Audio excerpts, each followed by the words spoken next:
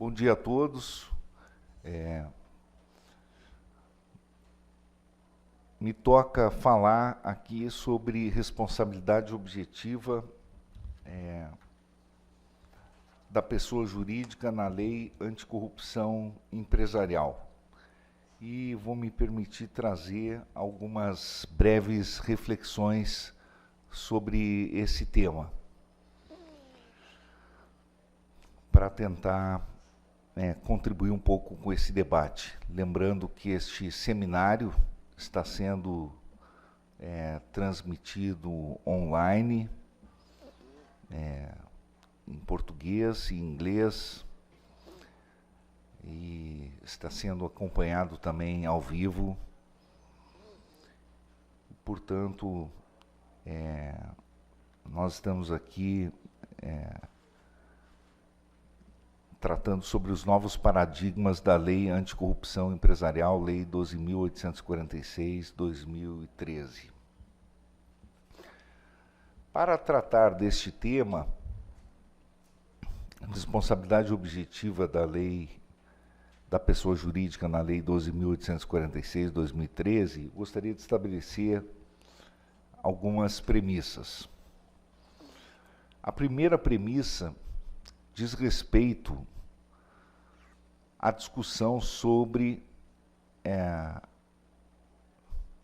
em que momento se introduziu essa responsabilidade objetiva no ordenamento jurídico brasileiro, da pessoa jurídica.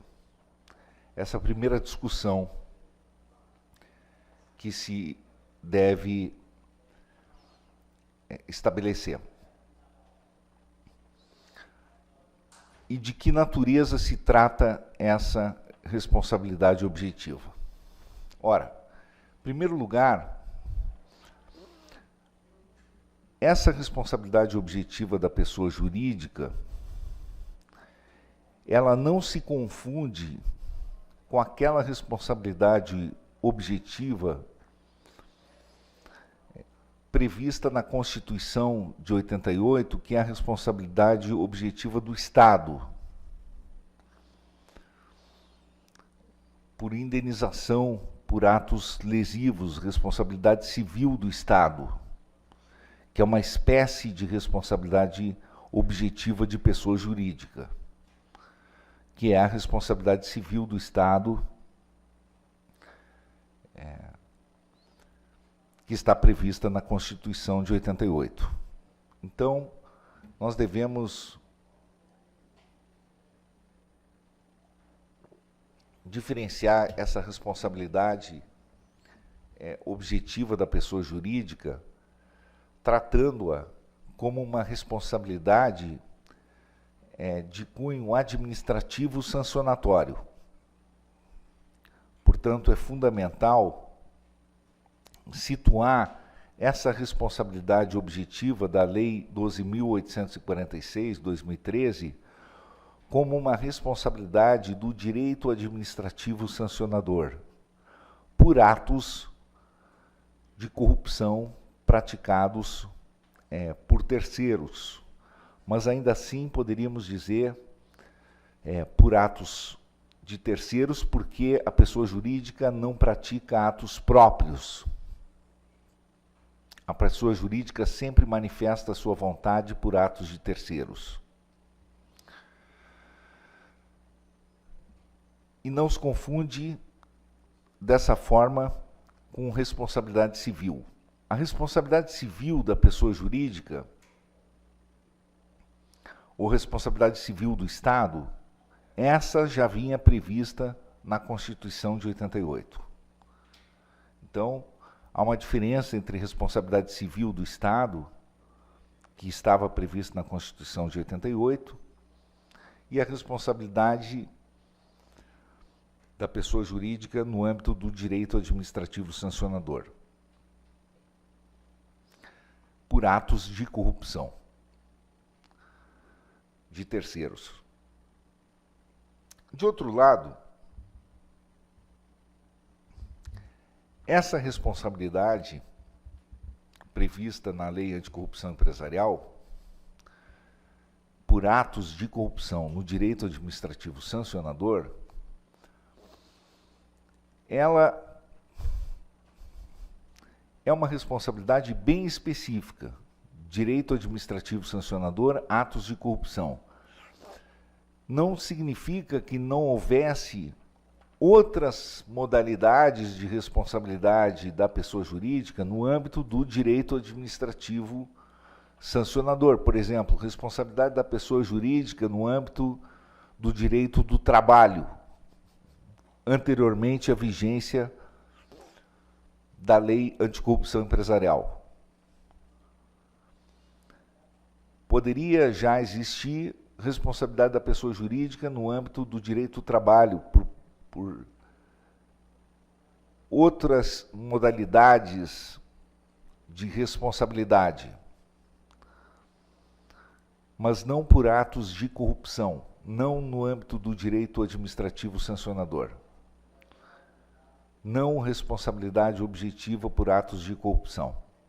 Portanto, há um consenso, inclusive pelos trabalhos legislativos e por manifestação até e reconhecimento no âmbito da própria Controladoria Geral da União, no sentido de que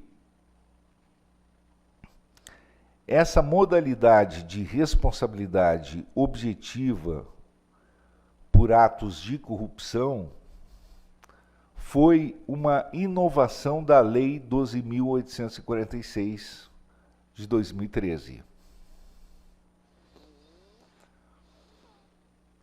Anteriormente à vigência desta lei, não havia essa modalidade de responsabilidade. E a responsabilidade da pessoa jurídica, por exemplo, no âmbito da lei de licitações, era subjetiva. E a Lei 12.846 não poderia ser aplicada retroativamente. Então, a CGU impunha uma responsabilidade antes da vigência da Lei 12.846, 2013, na forma de uma responsabilidade subjetiva. Qual seria a forma de responsabilidade subjetiva que era aplicada não apenas pela CGU, mas por órgãos estaduais também, controladorias ou órgãos estaduais? Era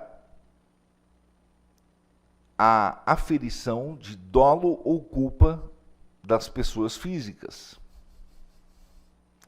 para a punição das empresas. A punição das empresas passava pela aferição de dolo ou culpa das pessoas físicas. Isso era necessário e imprescindível para a responsabilidade das empresas. Daí o princípio da responsabilidade subjetiva das empresas. E também, pode-se dizer, era a modalidade de responsabilidade subjetiva das empresas e pessoas jurídicas à luz da Lei 8.429 de 92. Ou seja, no âmbito da Lei de Improbidade Administrativa. Por quê? As empresas estavam sujeitas e estavam sob o alcance da Lei 8.429 de 92. Inclusive como beneficiárias dos atos de improbidade administrativa. E muitas eram inseridas no polo passivo das ações de improbidade administrativa. Muitas pessoas jurídicas. Mas para isso era imprescindível, embora não se desenvolvesse corretamente a tese da culpabilidade das empresas e das pessoas jurídicas. Vejam, por exemplo, a ausência de individualização da conduta das pessoas jurídicas. No caso, quando funcionários da pessoa jurídica tivessem praticado uma conduta ímproba, sem que esses funcionários fossem dirigentes da pessoa jurídica. Vou pedir só mais uma aguinha aqui, por favor. Não sei se alguém consegue. Os funcionários teriam, digamos, uma procuração para atuar pela pessoa jurídica no âmbito de um órgão público federal, para representar a pessoa jurídica para a prática de atos num processo licitatório. Digamos que fosse essa a hipótese. Esses funcionários teriam cometido irregularidades e teriam sido inseridos no polo passivo de uma ação de improbidade administrativa. Mas tais funcionários não relatam nenhuma ordem ilegal dos dirigentes da pessoa jurídica. Esse sim tem responsabilidade pelo contrato social. Os dirigentes têm responsabilidade pelo contrato social. Eles são os veículos da vontade da pessoa jurídica. E, digamos que o autor da ação não produz prova no sentido de que os funcionários tivessem alguma ligação com os dirigentes para a prática dos atos ilícitos. Ora, como poderia ser a pessoa jurídica inserida numa ação de improbidade administrativa? Por ausente o vínculo subjetivo, por ausente a descrição da conduta à luz do princípio da culpabilidade, por ausente a individualização da conduta da pessoa jurídica.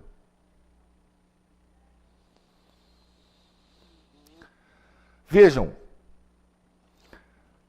o princípio da responsabilidade subjetiva pressupõe a aderência à descrição de uma conduta da pessoa jurídica. E a descrição, no caso, de conduta de uma pessoa física que materialize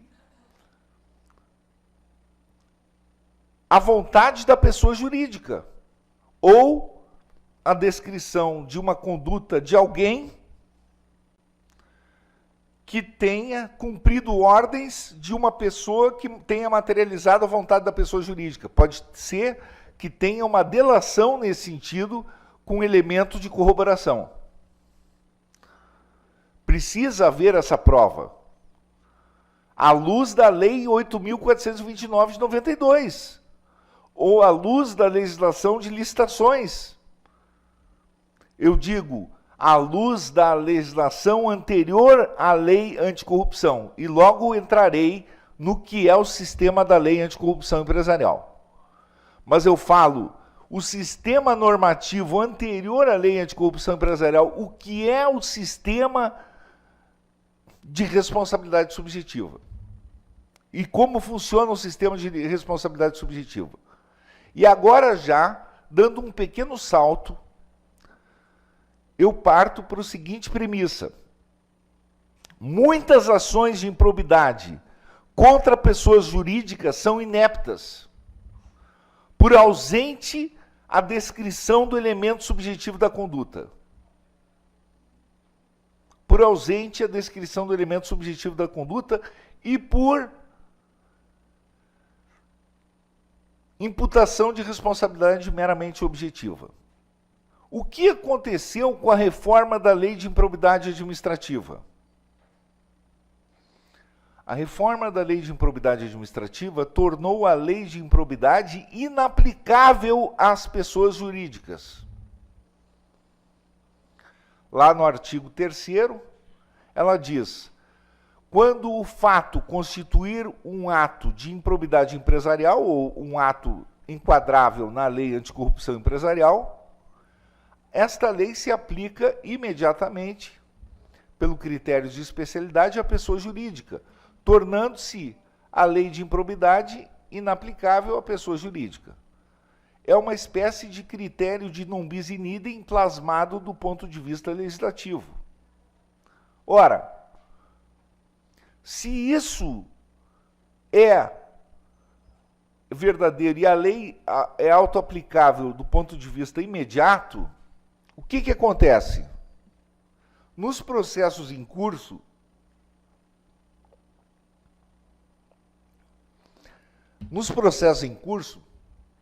por exemplo, nas ações de improbidade em curso,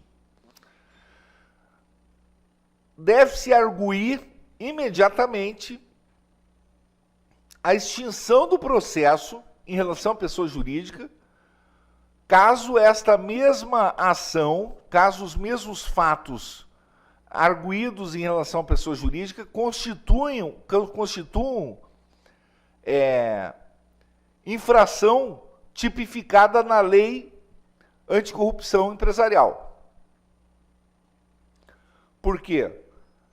Se aqueles fatos se enquadram na lei 12.846 de 2013, a ação de improbidade administrativa deve ser extinta, porque cabe remessa de cópias à CGU e apuração dos fatos à luz da lei anticorrupção empresarial, e não o trâmite de uma ação de improbidade.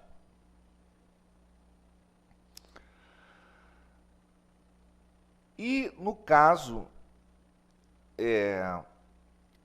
a pessoa jurídica, os pressupostos da responsabilidade são absolutamente distintos. Vejam, na ação de improbidade, como eu disse, o princípio da responsabilidade é subjetivo. Tá? É verdade que se os fatos forem anteriores à lei anticorrupção empresarial, essa regra não se aplica.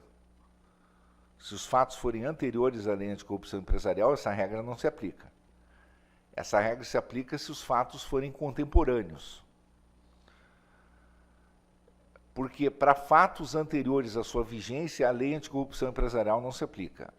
Aplica-se apenas a lei de licitações e a lei de improbidade administrativa. Mas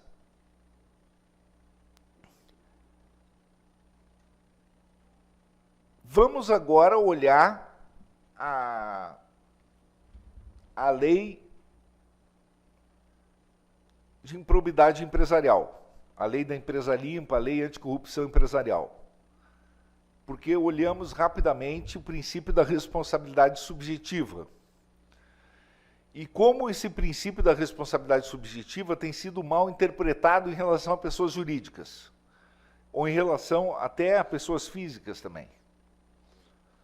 Esse princípio ele radica na interdição à arbitrariedade dos poderes públicos, a descrição da conduta proibida, a questão do nexo causal, dolo e culpa,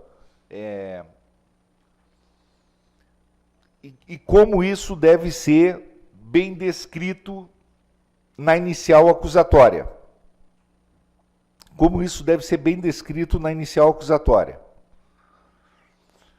Vamos para a responsabilidade objetiva. Vejam, na questão da responsabilidade objetiva,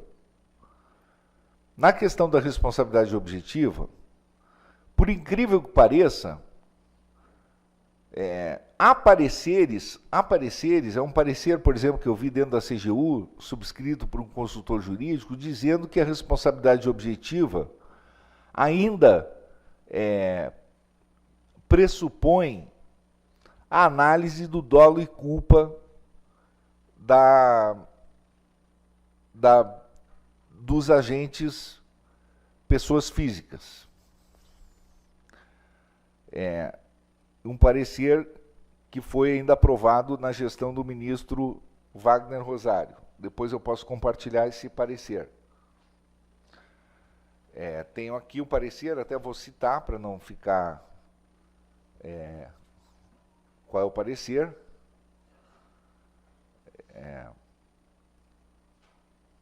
Mas eu acho que é um parecer isolado. É um parecer que tem esse entendimento.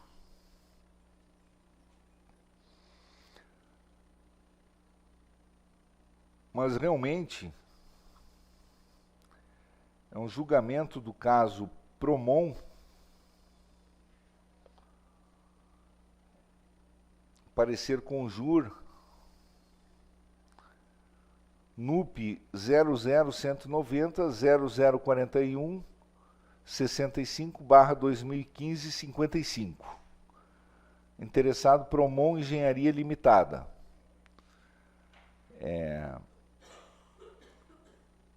E que sustentou isso. Veja, a adequada interpretação da expressão responsabilidade objetiva corresponde, na verdade, à imputação objetiva da pessoa jurídica pelos atos ilícitos e culposos de seus representantes prepostos. Então, disse isso, esse parecer. Em consórcios é necessário para a punição de cada consorciado a demonstração de responsabilização individualizada de cada uma das empresas consorciadas, não bastando para condenar os demais a prova de que uma das empresas do consórcio praticou fraude de licitação. Nesse sentido, até concordo com essa linha de orientação. Mas em relação à questão do dolo e culpa dos agentes, vejam, me parece que a responsabilidade objetiva não é exatamente isso. Então, não é o que eu sustento na minha obra.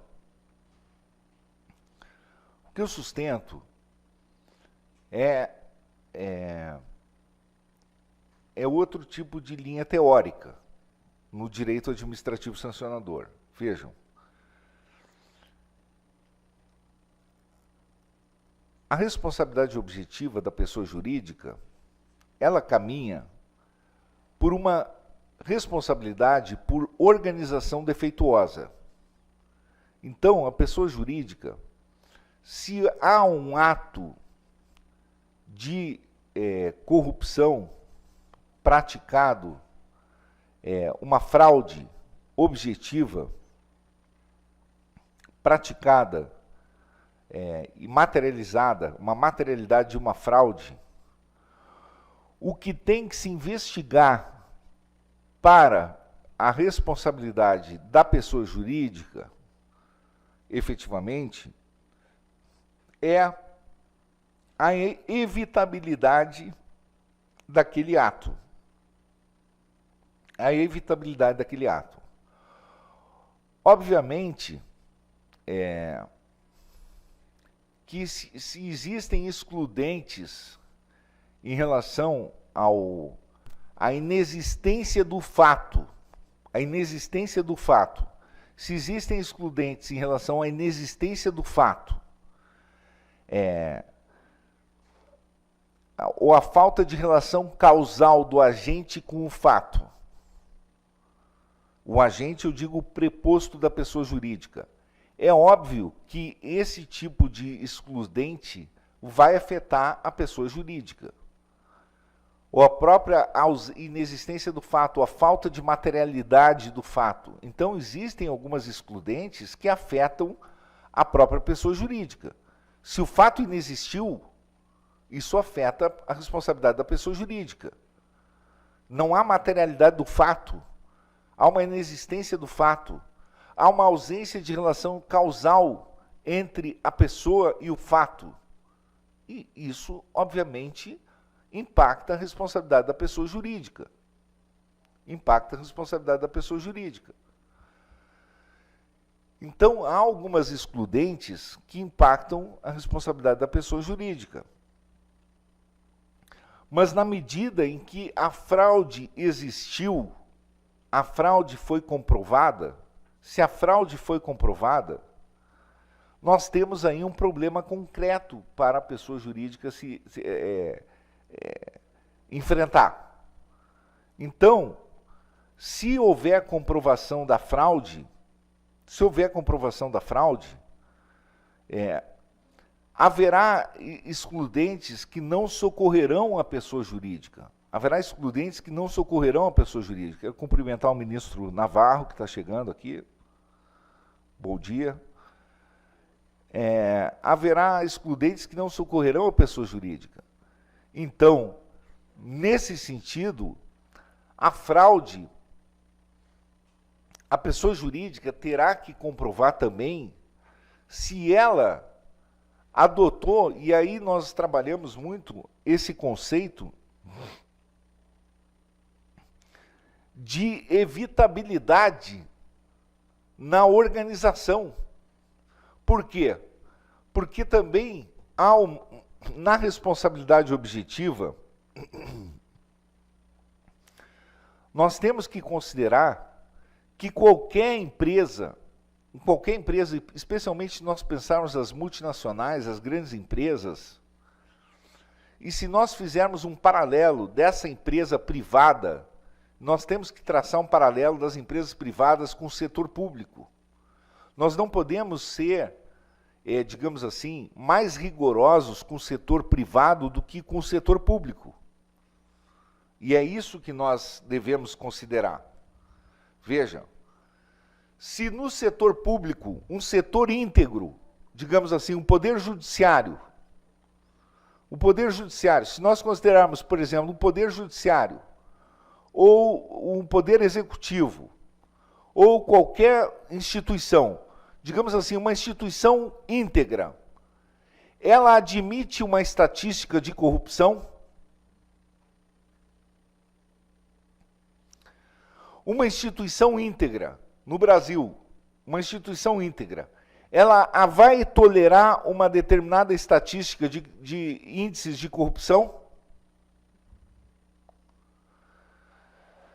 Se uma instituição com um nível razoável de integridade aceita determinados índices de corrupção, mesmo tendo mecanismos idôneos de compliance e de controle, por que nós não vamos adotar os mesmos parâmetros em relação ao setor privado? Esse é o meu ponto.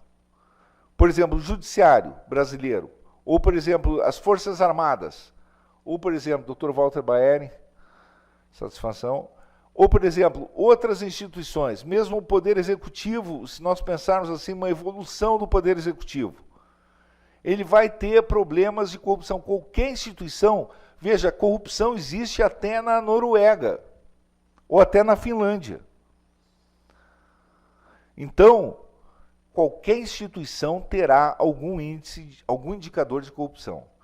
E se ela terá algum indicador de corrupção, é óbvio que nós temos que admitir que qualquer empresa de grande porte poderá ter uma ocorrência de corrupção. Então, você vai punir essa empresa se houver uma fraude?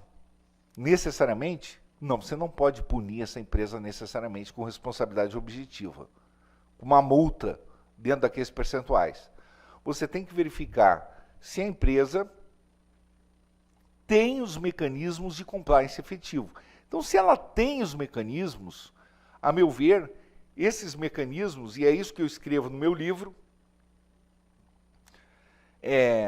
que eu digo, os mecanismos de compliance efetivo, eles não existem apenas para atenuar as sanções.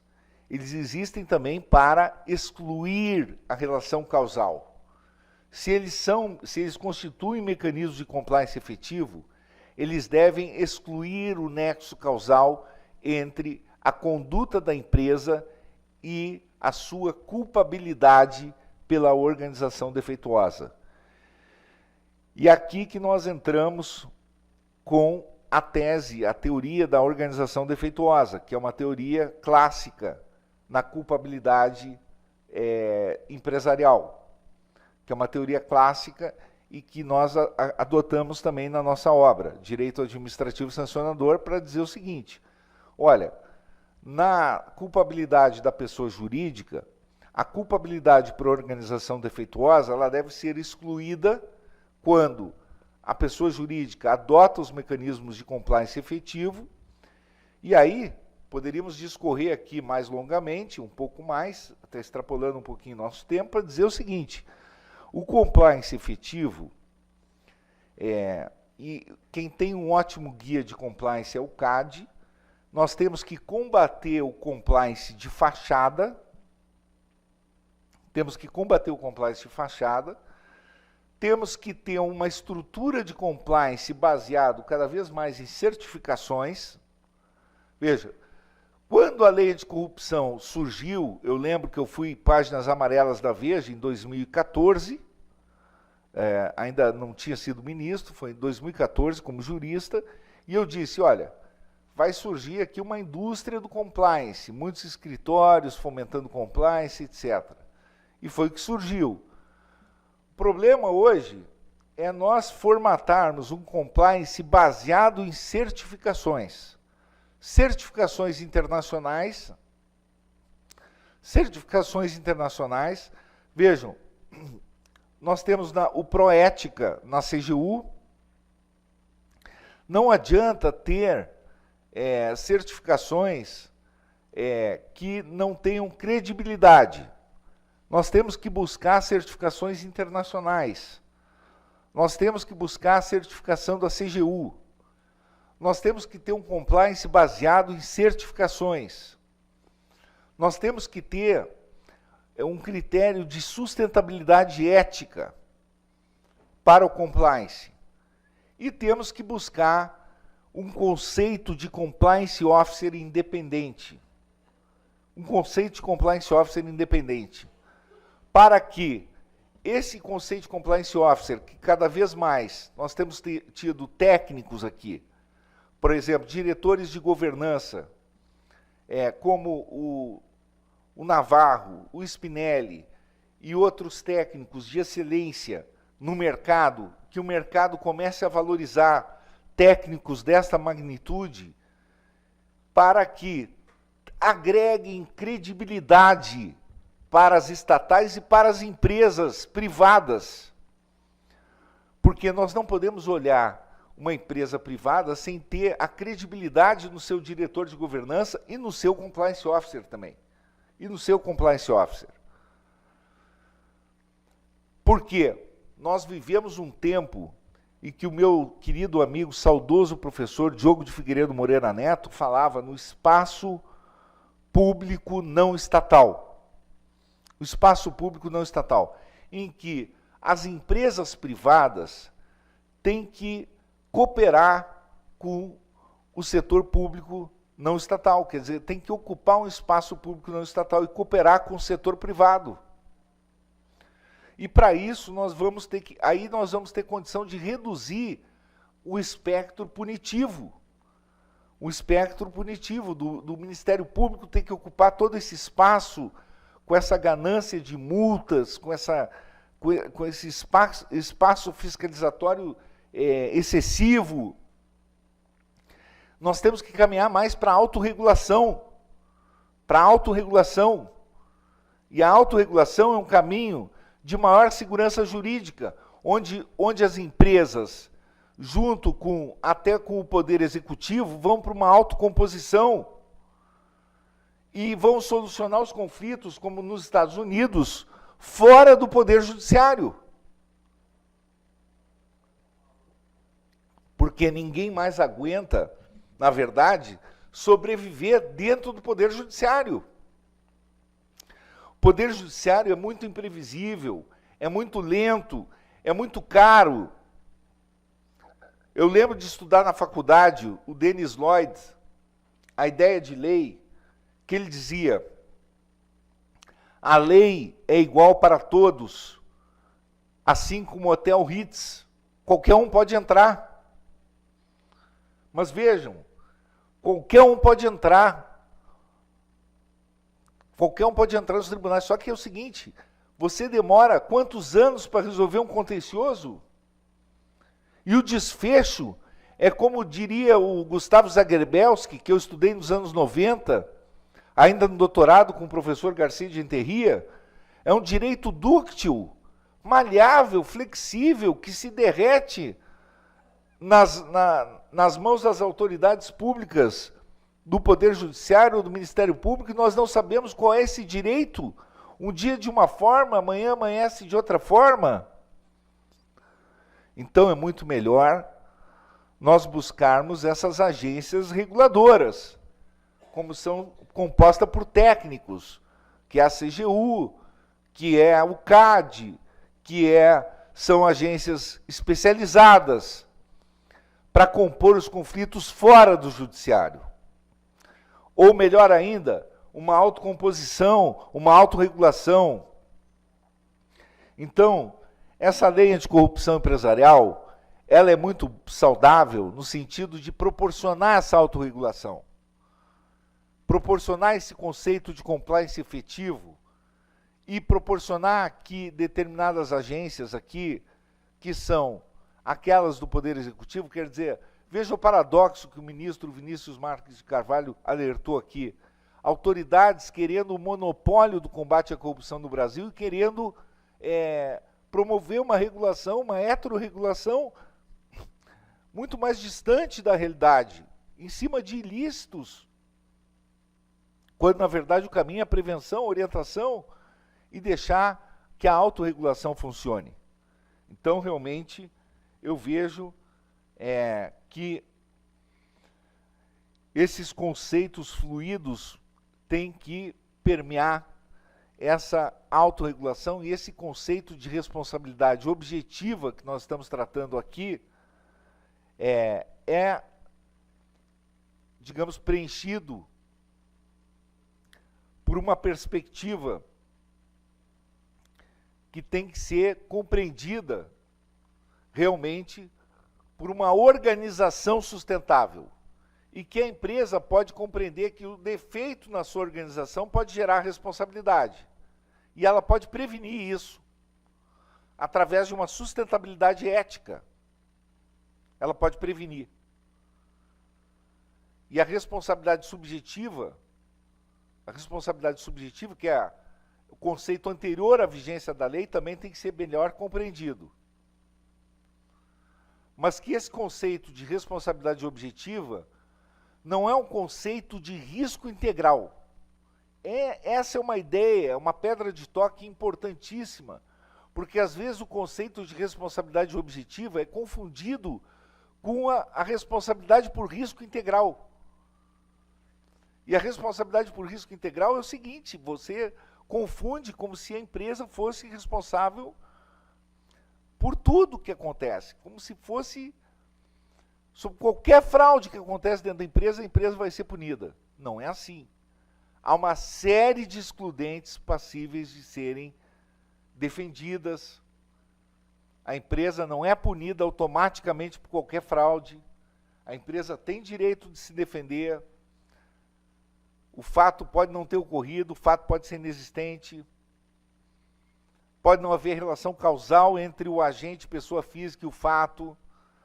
A empresa pode estar bem organizada, bem estruturada no seu compliance, ela tem direito de apresentar isso. E, repito, qualquer instituição que estiver muito bem estruturada no seu compliance, nos seus mecanismos de integridade e cooperar com as instituições fiscalizadoras, ela pode ter algum indicador, algum índice de corrupção na sua organização. E, portanto, a ocorrência de fraudes em alguma organização, por melhor que ela seja, isso pode acontecer. O que ela precisa concretizar é apurar essas fraudes e comunicar para as autoridades públicas. Então, não é porque ocorreu alguma fraude no interior de uma organização que ela vai ser punida automaticamente. Então, essas reflexões que eu queria trazer aqui, e agradecer mais uma vez ao presidente Beto Simonetti pelo apoio à Comissão Especial de Direito Administrativo Sancionador pela iniciativa desse seminário. O presidente Beto Simonetti tem feito uma gestão extraordinária à frente do nosso Conselho Federal da OAB.